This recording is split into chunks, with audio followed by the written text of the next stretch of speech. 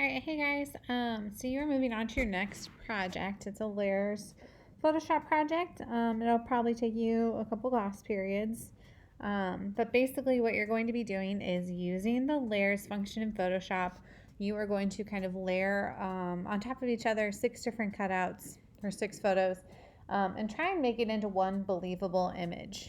So essentially, what that looks like is we have our background image, and this is just a photo I took in Colorado. There's nothing that's been done to this photo yet. And then what you'll be doing to your background image is you're going to start adding some cutouts. That first one is this house right here. So you'll see it show up. There's a house. We're going to add a fisherman down here. We're going to add this boat. This jug. There's Kaya again. Some of my friends at the Grand Canyon. So you're going to kind of stack 6 different cutouts or so into your photo. When all is said and done, you should have one background image, at least 4 different cutouts. 1, 2, 3, 4, 5. And then you also need to add a cutout of yourself, you personally. And it should be a full body cutout. And just to kind of walk you through how to do these over here, you'll do your normal cutout using the polygonal lasso tool preferably. But you'll do your cutout and then erase the background. Remember, using that magic eraser. You don't want a white background. You want a blank background. And then you can either do it one of 2 ways. You can do it the same way we did it in our other project, where we go up to File, to Place Linked, and you can place the photo that way. Or you can just go to that photo if you have it open in Photoshop, grab your marquee tool, click and drag, make sure you're not cutting off any limbs. And once it's selected, you can press Command C to copy, and then come back over onto your layers projects, and then Command V is paste. And so here are my people. It's me and my husband. You can move them around. Obviously, we're giant now, so we need to shrink them. So we're going to go up to Edit, down to Transform, and then down to Scale.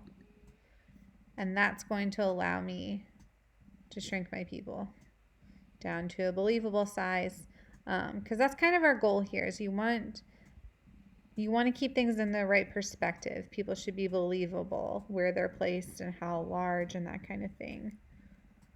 See, they're still a little big. If you're trying to figure out how big to place somebody, trees are very helpful. So they should not be taller than trees. Okay. Now, once you place a layer, this is really, really important. You need to name it. Otherwise, your layers get really confusing on how to follow. So if you don't, just double click, you should be able to rename your layer. And then the last big thing to pay attention to with your layers over here is the order matters, right? So right now, our background image, the waterfront, is the very last image. It's on the very bottom. If we were to drag that to the top, suddenly we can't see anything because it's on the very top of everyone. That isn't important for a lot of these. Like, it doesn't matter if the couple comes before the fisherman or if the fisherman comes before the dog because they're not touching. But it does matter if you look at something like the Grand Canyon people and the boat. If the boat were to be on top of the Grand Canyon, suddenly we're cutting off her head and cutting into his head. That's not cool. So pay attention to the order. Make sure you're layering things on top of each other and that they make sense. Make sure your cutouts are really, really clean. I will be going in to make sure that your cutouts are done well, that you didn't use a magnetic lasso tool, for example, and you don't have really jagged edges. Another thing that you may need to do is go through and just edit some of these images so that they look a little more like they blend together. Like the Grand Canyon photo looks a little overexposed compared to the rest. So if you were to highlight that Grand Canyon image, you can go up to image adjustments, and then we can mess with some things like the levels, see if we can get it to be a little too dark. It might just be an overexposed photo in general. We were here, now we're here. It's a little better. anyways, you might have to go through and kind of edit some of those photos individually to get them to blend.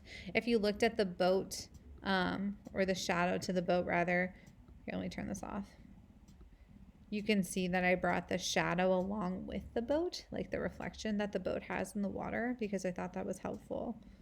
So paying attention to things like that will help your photo to kind of blend together and look like the people actually belong there. I think the guy, the fisherman, I also brought his rock in. Let's zoom in and see him. Here he is. This is also Mark, my husband. Let's see, fisherman. Yeah, so I brought the rock that he was standing in too. So paying attention to little things like that will be helpful for this project to make them blend well. All right, basically that is the gist of the project. So one background image, at least 4 other cutouts, and then at least 1 cutout of yourself.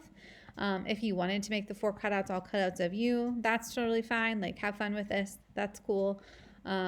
Once you're done, you will go up to File, Save As, and you're going to save it 2 ways. I want the Photoshop file, so I want the PSD. Go ahead and save it as your name. So this needs to get saved first as a PSD. And then after you've saved the PSD, then I want you to save it as a JPEG. If you save it, if you only save it as a JPEG, you will not be able to edit the layers anymore, and that's a problem. So make so much sure that you have saved it as a Photoshop document first.